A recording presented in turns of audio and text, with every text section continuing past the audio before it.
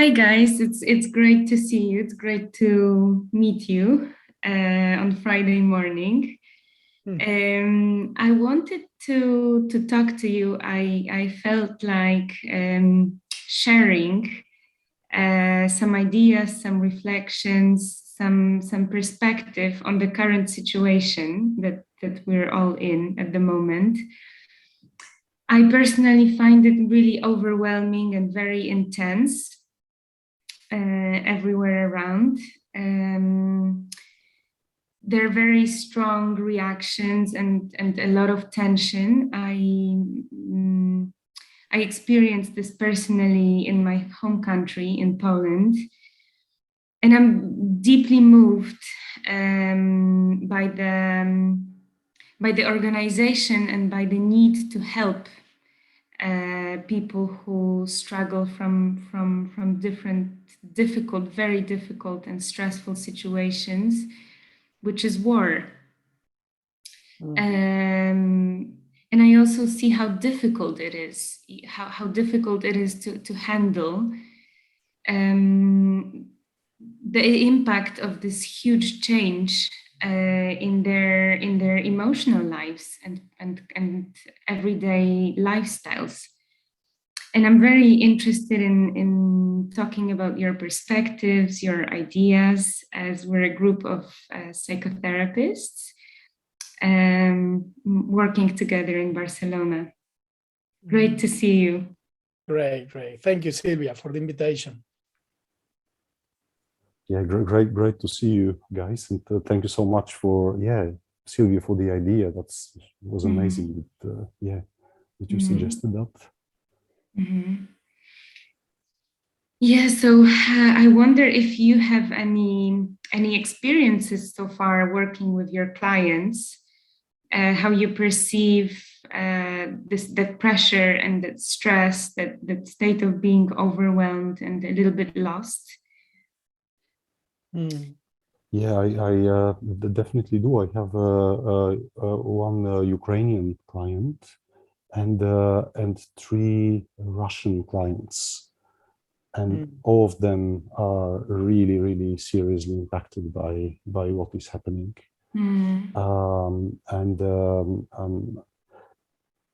It's really overwhelming and unbelievable. How also people who don't participate in that directly, what is happening, all of them were outside of their countries when this started and are now outside of this, and how seriously they're affected and traumatized by what is going on without at all being there. And none of the people I work with supports the war, and I also that's a very important aspect maybe to talk about in another on another occasion. Conversation. Yes, how difficult it is actually for Russian people, how traumatizing it is for them, what they're going through, because their country is also destroyed or severely damaged by that, and the whole their feeling of identity. Some of them report severe feelings of guilt, although they don't have any objectively any guilt. How affected they are by that they're super active in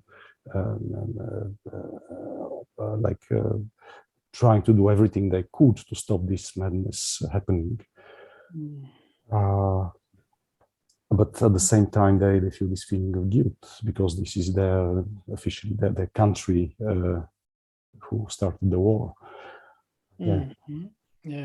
But I'll stop here. I think that's a super important topic for another conversation, another discussion. I have some experience back in my home country, Venezuela.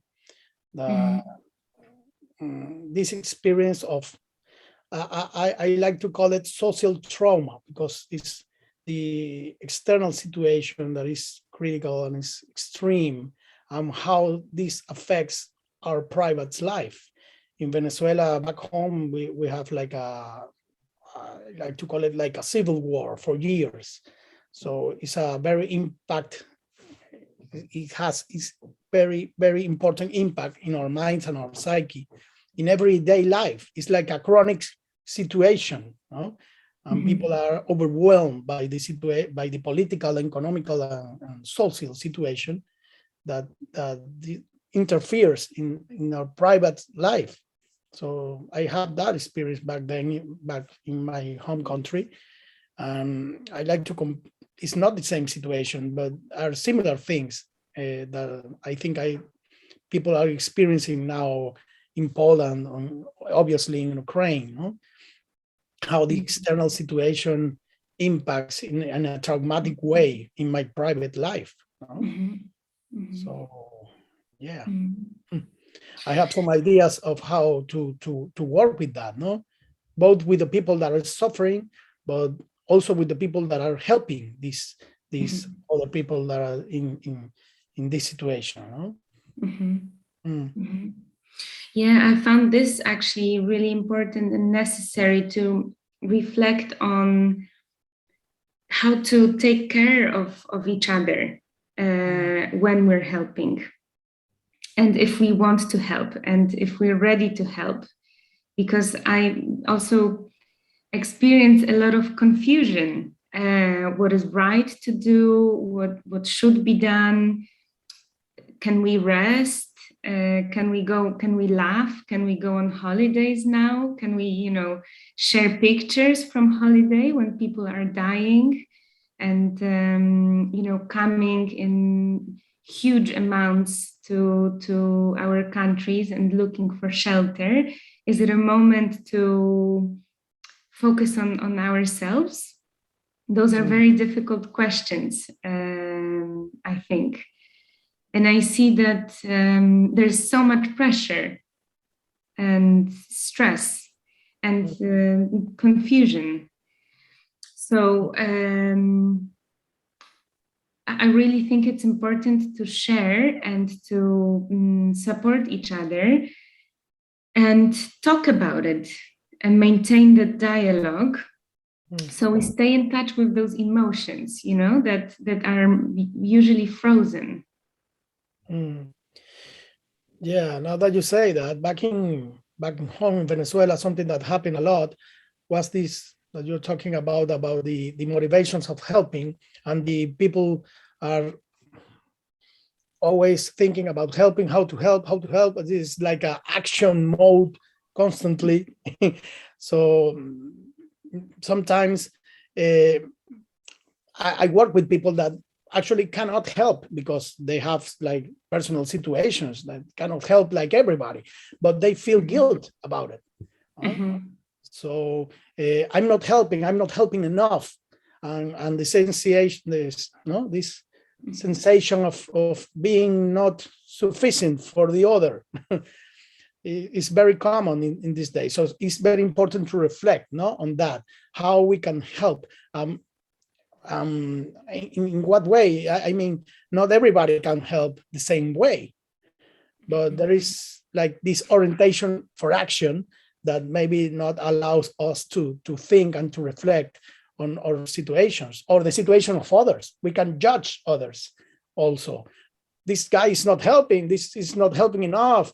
Even in the own family, in our own house, we can have discussions about that. And I think it's very important, like you said, Sylwia, to talk about it and to really reflect on how we can help and the people on all boundaries, and to respect that. This is something that is important to reflect, I think. Exactly. I find this super important, this meta level on actually that the thing sometimes becomes about something completely different. The helping, what you both said, guys, this thing of the external judgment, how your neighbors are judging you, or how even certain conflicts within the family could be enacted on that level of are you helping? So it starts to be about something completely different. Or my personal issues in terms of am I useful as a human being, as a person? Am I good enough?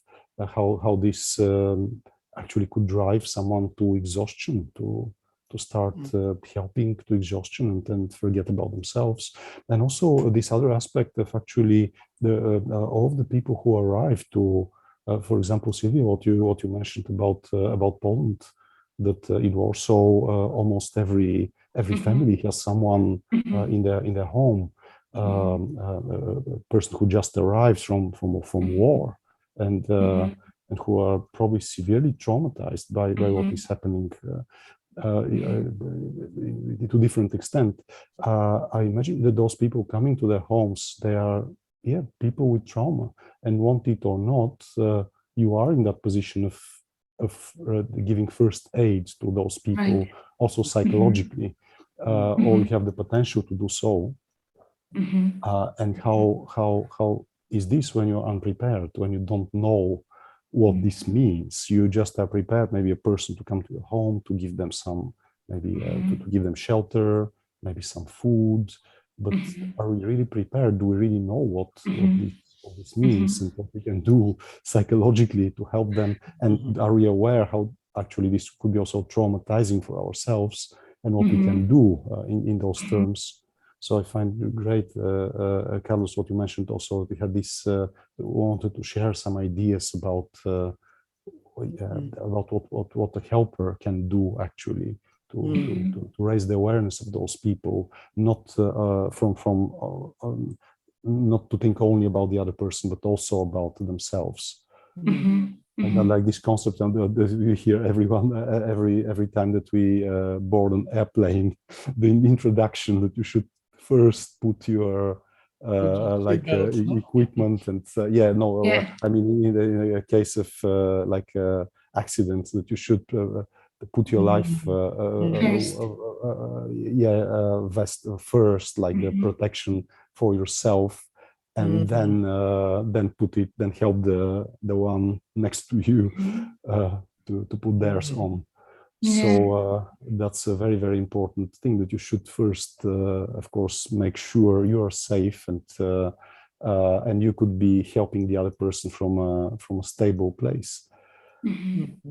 Yeah, that's really important, and really not everyone understands that. So what I've been observing so far and experiencing, that people are so worried and so confused and so tense, and are going through an emotional turmoil, they turn those feelings into action. So it's, receiving people at home and donating money and organizing food and like doing this very intensely. And after that time already, I see that they're burning out slowly. Having suddenly guests at home, it really changes the whole reality for many people. And there's no end that can be foreseen at the moment. It's a chronic situation. It will still last for some time. Yeah, and we don't know how much time. That's the other. We don't know. Yeah, and that even makes it even more tense and more confusing. I imagine it on both sides. I imagine the enormous uncertainty also for those people who are in someone else's home, and they don't know how long they would need that, and for how long they will be welcome as well. I think that's super traumatic on itself, because some families, they might make it clear maybe that they're welcome as long as they need that. But what does this mean actually? Does this mean 3 months? Does this mean 3 years or 5 years? Or how long is that as long as you need it? And could you even say that responsibly, that you could lend to another family part of your home for as long as they need it, as if you don't know how long this might be? Could you even responsibly say that? And of course, people the people who are coming from Ukraine, they know that even though the people say that you could stay here as long as you need, could they actually, people really responsibly say that? Do they really mean that? What if they need that for 1 year or for 2 years? That's extremely traumatizing, this uncertainty about will I have actually place to stay with my children, not only myself, but will this be there actually? I was thinking too, not the challenges in the everyday in the communication because of the language. No? I was thinking about that. No, we are going to be here. Maybe we cannot even talk with these people properly. I mean, we speak different language, how to establish some routines with them, how to communicate with them. No, this is another challenge for these people that are helping and for the people that come and say that are coming. Exactly. Yeah. So we all like suddenly we all became helpers. Yeah. Without the proper preparation, many of us. And then how to take care of ourselves, being in that role of helpers in a chronic situation, in a long-term situation. Yeah. In psychodrama, we have this concept, this idea, no, of the role hijacking. We all have roles in our lives. Now we are taking this role of interviewers, but always in life we are doing roles, no, every day, different roles. But in this case, these people that are helping can be hijacked by the role of helpers. I can be only a helper now. I'm, like you said, Sylwia, in action, helping the other, and this can be exhausting. But I can be hijacked by the role, you know, in a way, mentally. So this is important to reflect on, because I'm not only a helper. Maybe I'm a son, I'm a father, I'm a worker, I'm a dancing guy. I don't know, a lot of things. No, so it's very important, I think, to reflect on my own boundaries. When I'm in the role of helper, to remind me that I'm not only a helper, and I have boundaries as a human being. I think I can do things, but there is other things that I cannot do, or maybe I'm not ready to do now. This idea of having my own time, this is a very common idea. No, have your own time. It's not easy to have that in this situation, but it's important to remind it. If maybe it's a matter of minutes, maybe it's a matter of getting in the bathroom, to take breaths, something like that. Maybe it's very concrete, but it's important to know your boundaries, what I can do and what I cannot do, because if I don't do that, maybe I can get burned out by the role. And this is very important to consider, because, like we said, I don't know how much time these people are going to be at home. So if I go and burn out at the third day, what I'm going to do the rest of the day. So this is very important to take care of ourselves in this situation. I also think how much more challenging actually this situation is for people who have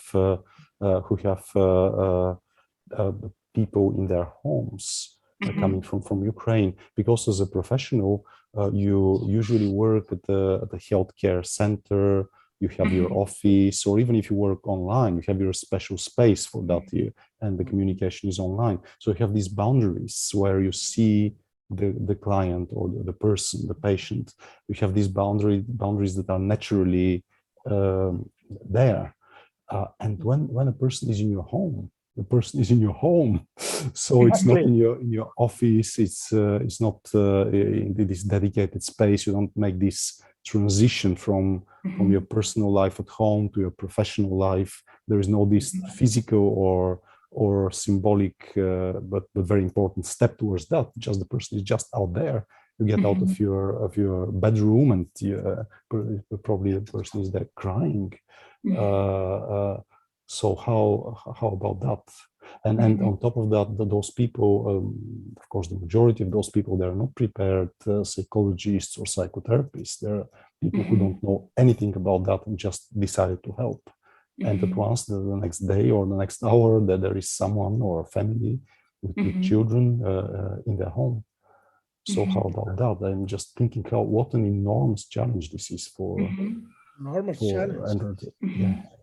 And but I think it's very important to consider it, to reflect on it. Exactly, what an important need there is for training, actually, for maybe a training on a bigger scale of those people. What they can do to help those people, but also to really take care of themselves. And sorry, Carlos, because I interrupted you. I just no, interrupt me. Yeah. No, it's very complex. So maybe this is like a basic idea, no? But this is important too when we are in the role of helpers, to have in mind the importance of taking care of our own mental health. It helps to have this scheme of problem solving skills.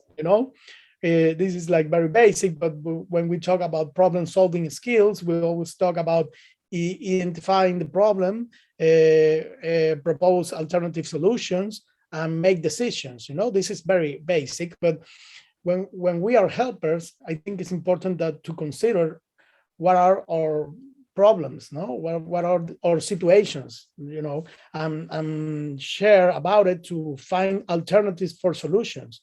This is the problem. I identify the problem, for example, boundaries. Like you said, Kamen, we are at home. How to put boundaries on home? This is a problem. So identify the problem and propose solutions with sharing about people, how to establish some boundaries here at home. So propose some solutions, anything, can be anything. It's like a brainstorming of ideas.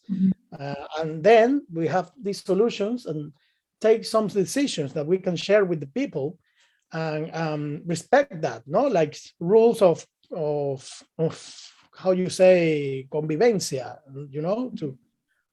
for example, coexisting. To establish some rule of coexisting together here. This is like a solution for that. And to think in that way is very important, because if we are helpers, it's very easy to get problem by problem and get overwhelmed and not have time to think about concrete solutions for every problem. And I think this is very important too. Establish boundaries, develop the problem-solving skills. The other thing that I think is very important is the emotional part of the helper. How I manage and identify my own emotions, because this is very important. There is a phrase that I like that says, only the pot knows the boiling of this broth. How is my pot? In terms of emotions, because this can be very tricky. If I'm home and I'm feeling angry or sad, if I don't identify and do something about that, I can explode with the other, even with the people I want to help, and then I feel guilty about it. Maybe I'm with home, I'm feeling angry, and maybe I explode with them. And then I feel sad, guilty. I shouldn't have to say that. But this is why it's very important to be very careful about my own part, how I am emotionally, identify that and do something about it. Talk about my emotions with someone, listen to music, using deep breaths, whatever is good for me, but taking care of that aspect, that, like Sylwia said, we are in action mode. And in action mode, maybe we are like in automatic pilot and we didn't realize how we are. This is very important. So this is something else that I think is important for helpers to reflect on and to take care of his own emotions. Yeah, absolutely. Carlos, I think that's immensely important, and I also just think of how contagious this actually might be for everyone, not only for prepared psychotherapists and psychologists, but in the first place for a person who is unprepared. How contagious the overwhelming pain and trauma, suffering, fear of the people coming from Ukraine. How contagious might this be? So if we are not aware of that, how ourselves, how we feel, not aware of that, then it is much more contagious actually. Because if you're conscious of it, of course, you're to some extent start being in control of that, or you could do something about that if you notice it. And I also like very much what you said, Carlos, about the boundaries. I also thought we're talking this almost as if we assume that the person receiving people coming from the war zone from Ukraine, how we almost assume automatically that we have to be in that role of first aid helpers or psychological helpers longer term. But actually, that's super important to figure out, do we want to be, and is this actually even healthy for us to be in that role? Or should we maybe separate those roles and be the people providing the space there, but not entering in the role of being therapists of those people? Could this be even actually harmful or counterproductive to have your therapist living in the same house or in the same apartment, and not just living but being your host, like a person providing you, helping you with practical things? Or should we even be psychological first aid helpers? I think sometimes it's inevitable if the people are in your home and they're crying, so you are inevitably in that situation to provide them with psychological first aid. Hopefully you know how, you know the basic principles. And I think maybe, I'm not sure whether in that discussion today or in another one, but we probably should introduce the basic principles of psychological first aid, which is not meant only for psychologists and psychotherapists, but for anyone. Anyone could learn those rules and to one extent or another apply them if they want to be in that role. So that there are basically simple rules, simple things that you could learn within a day or even a couple of hours, then exercise that. But the very important question to make that decision consciously, do we want, in what role we want to be? And are we prepared for that role? And should we actually help to set those boundaries when the people, when we see this overwhelming need around us for help, how to set that boundary, how to maybe direct those people to the right place, to the right people, whether this might be even a friend or person that we know that we invite to come to our place, and instead of us providing that, so that we keep this separated, our roles as host, as a person helping that person with the space, with other practical things from the psychological help. Definitely, like it really resonates with me what you're saying, Kamen. Asking yourself that question, do I want to be in this role? And also, do I have space for it right now? Maybe I need some more resources at the moment. Maybe I need some more rest. Maybe I need to charge my batteries a little bit more. And also as practicing professionals, we probably have that experience that even though we have those skills, we're not always in the state full of energy, ready to help all the time. That's it.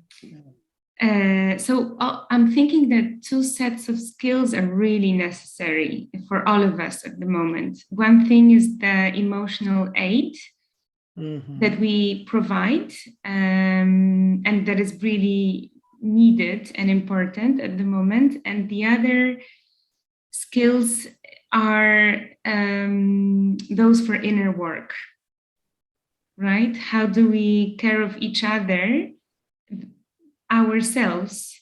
How do we care of how do we maintain, the relationship with our inner world, emotional world, so we're ready to help. Yeah.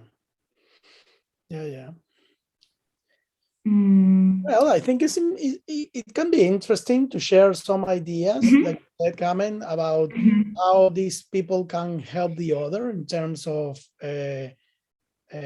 psychological support. Maybe it's interesting to talk a little bit about that. Should we? Yeah. First of all, I don't know, Carlos, if I interrupted you because you were on that, like sharing some ideas about helping the helper and the awareness. Yeah. But this is another. Yeah, this is another way of helping the helper, in more practical terms. But no, I'm just have this other idea that I like to mention, and maybe we can share about it. About the crisis intervention. No, the social support. I mean, this is the other thing that I wanted to make importance. The people that are helpers know your boundaries, develop problems solve skills about you, the problem solve skills about your problems with the role of helper. The importance of the emotions, identify and deal with my own emotions and take time for that. Like Sylwia said now, maybe it can be 5-10 minutes in the morning and in the afternoon to think and reflect and close your eyes and do some deep breathing exercises of meditation to take care of yourself. It can be a way. This is important. And the other thing is the social support. I think you said, Kamen, I mean, we are not always have to help in the same way, but the helper needs help too. So it's important to share and maintain connected to your social support network. Right. But I said this idea of hijacking. If I get hijacked by the role, I forgot that I have some supports, some family, some friends to talk about and to share, only to share, maybe to see each other by Zoom, I mean, and talk a little bit about what is happening, what is happening to me, what is happening at home, how you manage it, how I manage it. I mean, this social support is very important for the helper. For sure. Yeah. This is the last thing that I wanted to share. Yeah. Yes. Yeah. I wonder. I could share, of course, the main principles of psychological first aid. I just wonder whether to do that now or maybe to leave that for another discussion. I don't know what you think about that. Whether this is maybe enough for let's say for today. I just. Yeah, what do you think about that? How about we share them briefly and then, go back to details and continue talking about it? I think it's very useful. Okay. Yes. And very helpful. Okay. Yes. Okay. I will be then very brief. The first thing when we provide psychological first aid, it's very clear to know that this is different from psychotherapy, even from short-term psychotherapy. This is the moment when the person comes directly from the traumatic event to us, so we find that person, and we need to we really literally provide first aid to that person. Very often those people would be confused. We need to help them orient themselves, recognize their needs, even the first needs. There might be a need of medical attention. It's very, very important to be careful about, to recognize if they have urgent need for medical attention, and not to expect that they would share that and tell us. Sometimes people are not aware they urgently might need medical attention, that they might have a physical problem, wound or suffering. They might be ashamed of that, hiding that, and being afraid even that they might be rejected because of that if they show that as being perceived as too difficult and rejected. So we need to help those people recognize those needs, if they need food or water, those basic needs, and then thinking of of course, parallel to that, of what psychologically what they need.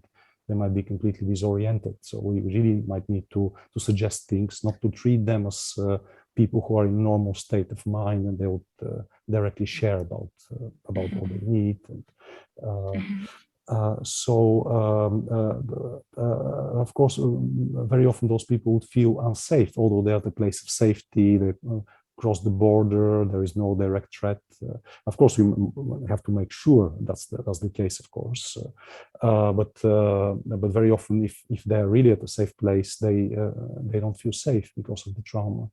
So very important thing is to do something about that.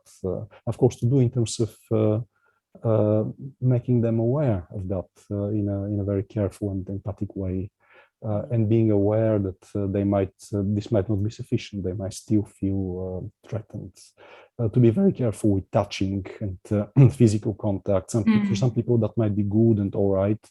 For some people, they might feel threatened by that. And, so very important thing is not to project automatically our what we feel immediately onto those people and assume this is what they need. For example, we might have the overwhelming need to hug them, but that might be very, very different from what they need. They might get extremely scared if we just try to hug them, or they just might not need that. They might need to be by themselves and to have more distance. So that's very important, not to project automatically, but really to check, to be in touch with those people, to be connected.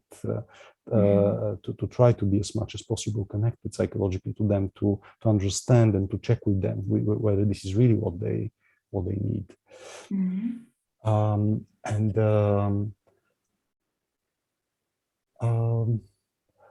So there are different concepts about psychological first aid in terms of sharing, and this is also something that we need to evaluate.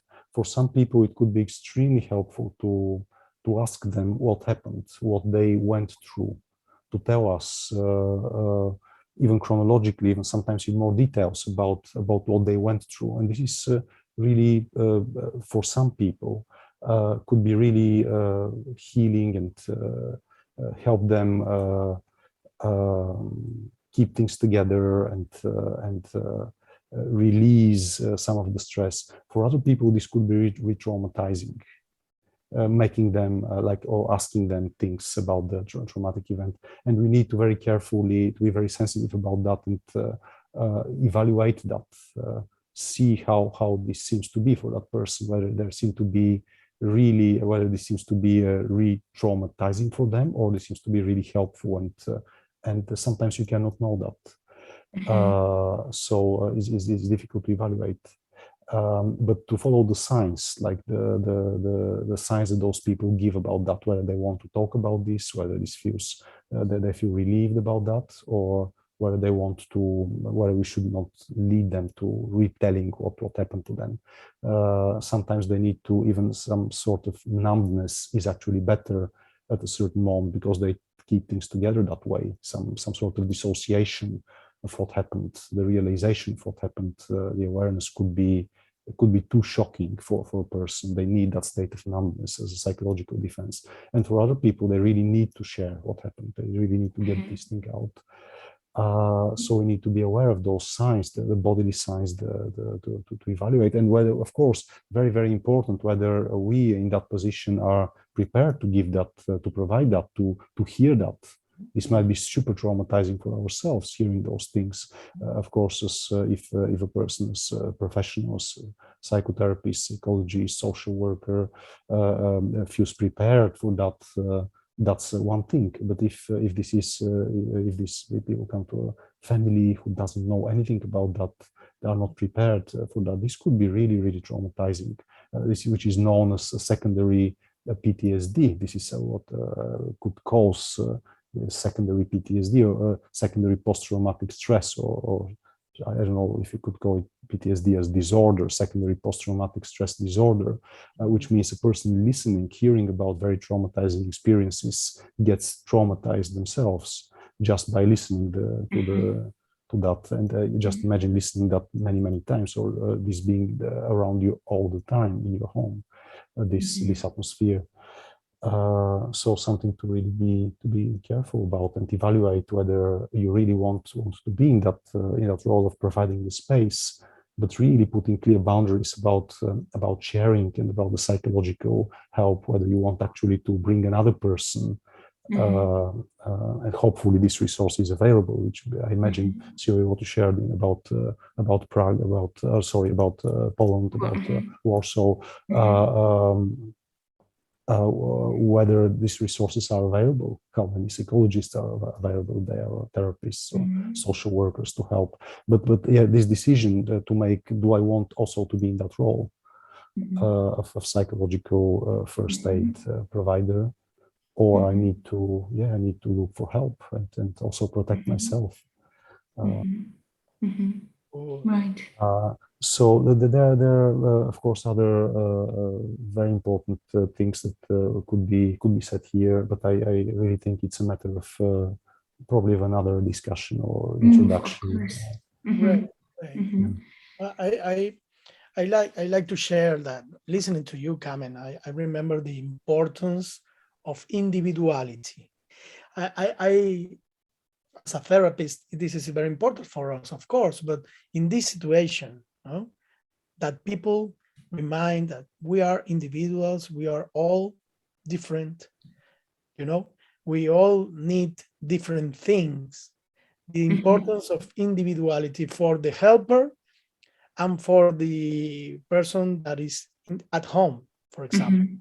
That you say that maybe this worked for some people, this doesn't work for other people. I mean, there are no recipes here. We have to connect with the individuality of ourselves and the other. I think this is very important in these times because there is a tendency of maybe generalization, to make recipes or to judge everybody in the same way, and we are all different. And this is very important now to reflect on, I think. Exactly. Absolutely. Also, what is very relevant, that sometimes we tend also to out of confusion as well, because it's so immensely overwhelming, this experience, and what those people come with, the trauma and the suffering that they're going through is so overwhelming. We might have the tendency to some extent to rationalize, which is good. We might be a good defense mechanism to rationalize for ourselves. But in terms of helping people, this might be also not very helpful if we out of this place of rationalization start in a way giving advices to those people, or suggesting some simple solutions.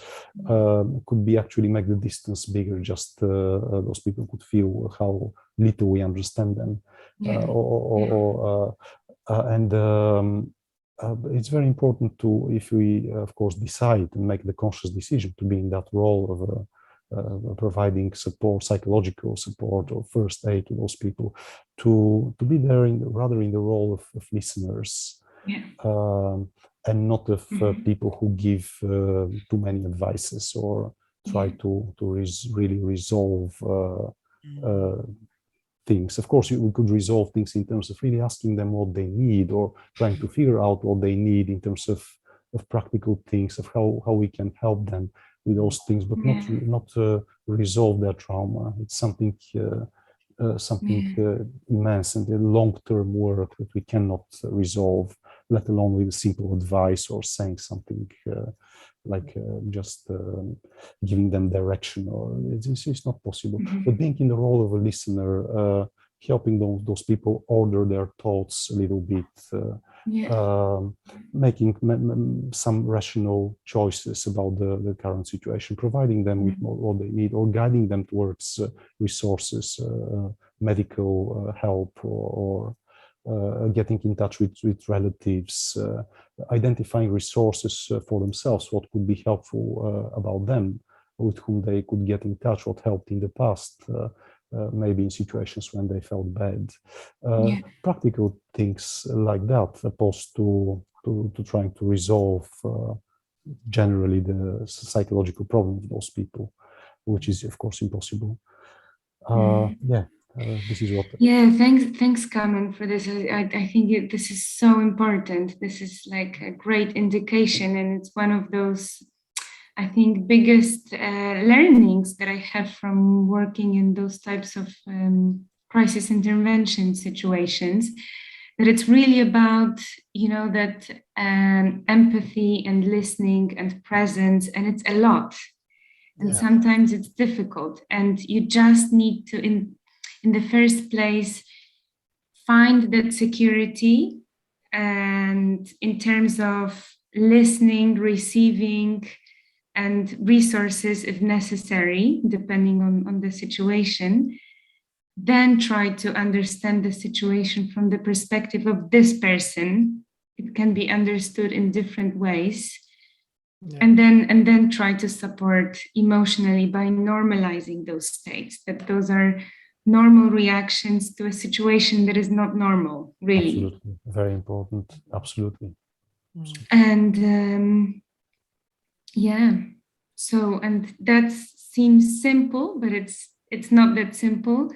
So it's great to support ourselves and talk about it and remind ourselves. Yes, and then absolutely, Sylwia, what you said, that those traumatized people, they could feel like about themselves, like also crazy. Am I crazy? Reacting that way, feeling that way, crying so much. And exactly what you said, that these are normal reactions to very abnormal circumstances. That to help those people realize that their reaction is actually normal, that they're not mad, there is nothing wrong with them, there is something wrong with the situation, with what happened to them, with what is happening right now. That's super important. And Carlos, what you said about us as in whatever role we are, and of course trying to clarify the roles, even to name the roles, in what role are we actually in having people at our home, for example. Are we people who provide the space? Are we also providing psychological help and support, where we put the boundaries, being aware of our emotions at any given moment, and reassessing our capacity actually to keep providing that help, psychological help? Do we need to redirect those people to look for other resources and people to help us? Super important questions. Guys, thank you so much. This is so inspiring.